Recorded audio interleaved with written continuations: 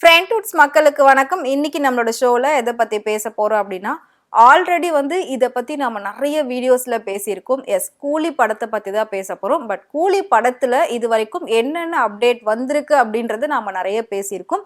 ஆனா இன்னைக்கு அதே கூலி படத்துல இருக்கக்கூடிய ஒரு வித்தியாசமான விஷயத்தை பத்தி தான் பேச போறோம். வாங்க பேசலாம். கூலி படம் லோகேஷ் கனகராஜ் இயக்கத்துல சூப்பரா வெளிவர போகுது. அதை பாக்குறதுக்காக சூப்பர் ஸ்டாரோட ரசிகர்கள் எல்லாருமே ரொம்பவே ஆவலா வெயிட் பண்ணிட்டு இருக்காங்க. இந்த படம் ஆகஸ்ட் 14 ரிலீஸ் ஆக போகுது. அது நம்ம எல்லாருக்குமே தெரியும். அதை தொடர்ந்து ஆகஸ்ட் 2 படத்தோட ஆடியோ லான்ச் அண்ட் ப்ரமோஷன் இதெல்லாம் நடக்க போகுது. அது ரொம்ப பிரம்மாண்டமா நேரு ஸ்டேடியம்ல நடக்க போகுது. அதுவும் நமக்கு எல்லாருக்குமே தெரியும். ஸோ இது எல்லாத்தையும் தாண்டி ஒரு இன்ட்ரெஸ்டிங்கான விஷயம் இப்போ நமக்கு வந்திருக்கு. அது என்னன்றதை நான் உங்ககிட்ட சொல்றேன். அதுக்கு முன்னாடி நம்மளோட சூப்பர் ஸ்டாருக்கு இந்த கூலி படம் எத்தனாவது அப்படின்னு உங்களுக்கு தெரியுமா? நம்மளோட சூப்பர் ஸ்டாருக்கு இந்த கூலி படம் 171வது படம். தன்னோட 50 வருஷம் சினிமா பயண வாழ்க்கையில இது 171வது படம் நம்ம சூப்பர் ஸ்டாருக்கு. உண்மையிலே ஒரு பெரிய விஷயம் தான் அப்படின்னு சொல்லலாம். ஏன் அப்படின்னா தொடர்ந்து நிறைய ஹிட் படங்களை அவர் கொடுத்திருக்காரு. அதாவது சூப்பர் ஸ்டார் நடிச்சாலே அந்த படம் ஹிட் அப்படின்ற அளவுக்கு அவரோட மார்க்கெட் ஆனது எப்பவுமே ஹை லெவல்ல தான் இருந்துட்டு இருக்கு. இதனாலதான் அவருக்கு சின்ன குழந்தைகள்ல இருந்து வயசானவங்க வரைக்கும் எல்லாருமே ரசிகரா இருந்துட்டு இருக்காங்க. அண்ட் கூலி படத்துல நிறைய பெரிய பெரிய ஸ்டார்ஸ்லாம் நடிக்கிறாங்க அப்படின்னு சொல்லி ஆல்ரெடி இந்த படத்தை பத்தின பேசின ஒவ்வொரு வீடியோலையும் நான் சொல்லியிருப்பேன். அது உங்க எல்லாருக்குமே நல்லாவே தெரியும். ஸ்ருதிஹாசன் தான் இந்த படத்துல ஹீரோயினா பண்ணிட்டு இருக்காங்க. ஹீரோயின் அப்படின்னு சொல்றதை விட அந்த கேரக்டருக்கு அவங்க ரொம்ப ஆப்ட் ஆவாங்க அப்படின்றதுனால அவங்கள இந்த படத்துக்காக சூஸ் பண்ணியிருந்தாங்க. பட் இந்த கூலி படத்துல ஒரு சாங் ரிலீஸ் ஆகி பயங்கர ஒரு ட்ரெண்டிங்கா போய்கிட்டு இருக்கு அப்படின்னு சொல்லலாம். பட் அந்த பாட்டுக்கு ஆடி இருக்கிறது நம்மளோட பூஜா ஹெக்டே ஆடி இருக்காங்க. மோனிகா அப்படின்ற ஒரு சாங்கு இன்னைக்கு பட்டி தொட்டி எங்கேயும் பட்டையை கிளப்புது அப்படின்னே சொல்லலாம். ஸோ அந்த பாட்டுக்கு ரீல்ஸ் பண்ணாத குழந்தைகளும் கிடையாது, செலிபிரிட்டிஸும் கிடையாது. நிறைய பேர் அந்த பாட்டுக்கு ரீல்ஸ் பண்ணிட்டு இருக்காங்க. ஸோ எல்லாருமே இப்போ அந்த பாட்டை ஆடிட்டு இருக்காங்க. அதை தாண்டி அந்த பாட்டில் போட்டிருக்க மாதிரியே ட்ரெஸ் போட்டு ஒரு சிலர் ஆடுறதுக்காக ட்ரையும் பண்ணியிருக்காங்க. அந்த வீடியோஸும் நம்ம நிறைய பார்த்துருப்போம் கண்டிப்பா இன்ஸ்டாகிராம்ல.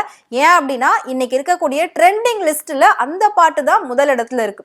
ஏற்கனவே தெலுங்குல இருந்து மலையாளத்துல இருந்து அதுக்கப்புறம் நமக்கு தமிழ்ல என்ட்ரி கொடுத்தாங்க பூஜா ஹெக்டே. அவங்களோட ஃபர்ஸ்ட் படம் நல்லா போகல அப்படின்னாலும் அவங்க மறுபடியும் ஒரு கம்பேக் கொடுத்தாங்கல்ல ஒரு சில கேப்புக்கு அப்புறம், அது வேற லெவல்ல ஒர்க் அவுட் ஆச்சு. ஸோ நம்ம விஜய் கூட பீஸ்ட் படத்துல பண்ணியிருந்தாங்க. அந்த படத்துல அந்த ஹலமித்தி அபிபோ அந்த சாங் வேற லெவல்ல ஹிட் ஆச்சு. அதுல அவங்களோட டான்ஸ் பர்ஃபார்மன்ஸ் இன்னும் சூப்பரா இருந்தது. ஸோ அதுவுமே நிறைய பேர் ரீல்ஸ்ல பாடிட்டு இருந்தோம், ஆடிட்டு இருந்தோம், எல்லா விஷயமும் பண்ணிட்டு இருந்தோம். அதை தொடர்ந்து ரெட்ரோ படத்துல கன்னிமா சாங் அதுவும் வேற லெவல்ல ஹிட் ஆச்சு. அதுக்கப்புறம் பாத்தீங்கன்னா இப்ப கூலி படத்துல மோனிகா சாங்குக்கு அவங்க ஆடி இருக்காங்க. ஸோ அந்த வீடியோ வெளியான செகண்ட்ல இருந்தே பாத்தீங்கன்னா ஃபுல்லாவே ஸ்ப்ரெட் ஆக ஆரம்பிச்சிருச்சு.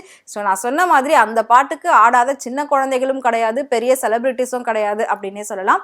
ஸோ அதுல என்ன ஒரு ஸ்பெஷல் அப்படின்னு பாத்தீங்கன்னா சாங் நல்லா இருக்கு, டான்ஸ் ஸ்டெப்ஸ் எல்லாமே சூப்பரா இருக்கு, எல்லாமே நல்லா இருக்கு. ஸோ அதனால அது ட்ரெண்ட் ஆயிடுச்சு. ஸோ ரீல்ஸ்ல வந்துருச்சு. பட் அந்த சாங்ல பூஜா ஹெக்டே அந்த வியர் பண்ணிருக்க அந்த ட்ரெஸ் பத்தி நிறைய பேர் பேசிட்டு இருக்காங்க. அந்த ட்ரெஸ் சூப்பரா இருக்கு அப்படின்னு சொல்லியிருந்தாங்க. ரொம்ப டிஃப்ரெண்டா இருக்கு அப்படின்னு சொல்லியிருந்தாங்க. அந்த சாங்ல அவங்க போட்டிருக்க அந்த மாதிரி ட்ரெஸ் டைப்லயே நிறைய பேர் ட்ரெஸ் எல்லாம் ஸ்டிச் பண்ணி அந்த வீடியோ எடுக்கிறது, ரீல்ஸ் எடுக்கிறது அதெல்லாம் ட்ரை பண்ணியிருக்காங்க. ஸோ இதை தொடர்ந்து அந்த ட்ரெஸ் ஒரு பெரிய பேசு பொருளாச்சு. பொதுவா பார்த்தீங்கன்னா ஒரு ஹீரோயின் கிட்ட அதிகமா பேசக்கூடியது காஸ்டியூம்ஸ் தான். ஸோ அப்படி இருக்கிற பட்சத்துல இதுக்கு முன்னாடி 90s டைம்ல எல்லாம் பார்த்தீங்கன்னா ஸ்னேகா காஸ்டியூம் தான் எல்லாருக்கும் பிடிக்கும். ஸோ அதுதான் பயங்கர ட்ரெண்ட் ஆகும். ஸ்னேகா சாரி, ஸ்னேகா ஷாலு, ஸ்னேகா சுடிதாரு, ஸ்னேகா சோலி இந்த மாதிரி நிறைய வந்துகிட்டு இருந்துச்சு. ஒரு சில ஹீரோயின்ஸுக்கு தான் இந்த மாதிரி ட்ரெஸ்ஸே தன்னோட அடையாளமா மாறும் அப்படின்ற மாதிரி இருந்தது. அதை தொடர்ந்து இப்போ பூஜா ஹெக்டே போட்டுட்டு இருக்கக்கூடிய அந்த ட்ரெஸ்ஸும் ஒரு பேசு பொருளா ஆயிருக்கு அப்படின்னா அதுல சம்திங் ஸ்பெஷல் இருக்கவே தான் அது அந்த அளவுக்கு ஒரு பேசு பொருளா இருக்கு. ஸோ இந்த ட்ரெஸ்ஸை பத்தின ஒரு இன்ஃபர்மேஷன் தான் இப்போ நான் உங்ககிட்ட சொல்ல போறேன். இந்த dress versus Medusa 95 grabbed gown வகையை சேர்ந்தது அப்படின்னு சொல்லியிருக்காங்க. இதை ஒரு பெரிய டிசைனர் தான் டிசைன் பண்ணியிருக்காங்க. இன்டர்நேஷனல் டிசைனர் அப்படின்னே சொல்லலாம். ஸோ அவங்க தான் இதுக்கு டிசைன் பண்ணியிருக்காங்க. இந்த ட்ரெஸ்ஸோட மதிப்பு எவ்வளோ இருக்கும் அப்படின்னு கண்டிப்பா நீங்க கெஸ் பண்ணி எனக்கு கமெண்ட்ல கமெண்ட்ல சொல்லுங்க. அதுக்கு முன்னாடி இந்த ட்ரெஸ் வந்து பாத்தீங்கன்னா ஓகே ஒரு பெரிய ஹீரோயின் போட்டிருக்காங்க, அது ஒரு பெரிய ஹீரோ படத்துல அப்படின்ற பட்சத்துல ஒரு 50,000 இருக்கும், 1,00,000 இருக்கும், 2,00,000 இருக்கும் அப்படின்னு வந்து கண்டிப்பா நம்ம எல்லாருமே சொல்லியிருப்போம், கெஸ் பண்ணியிருப்போம். பட் உண்மையிலே இந்த ட்ரெஸ்ஸோட விலை 5,00,000 ரூபாய். இந்த ட்ரெஸ்ஸை டிசைன் பண்றதுக்கு கிட்டத்தட்ட பாத்தீங்கன்னா அவங்க 1 வீக்ல இருந்து 10 டேஸ் வரைக்கும் டைம் எடுத்துக்கிட்டாங்களாம். அந்த அளவுக்கு இந்த ட்ரெஸ் அவங்க ரொம்ப ரொம்ப ரொம்ப பார்த்து பார்த்து வந்து டிசைன் பண்ணியிருக்காங்க. டிசைன்னா அதுல பெருசா எதுவுமே இருக்காது, ஃபுல்லா பிளைனா தான் இருக்கும்.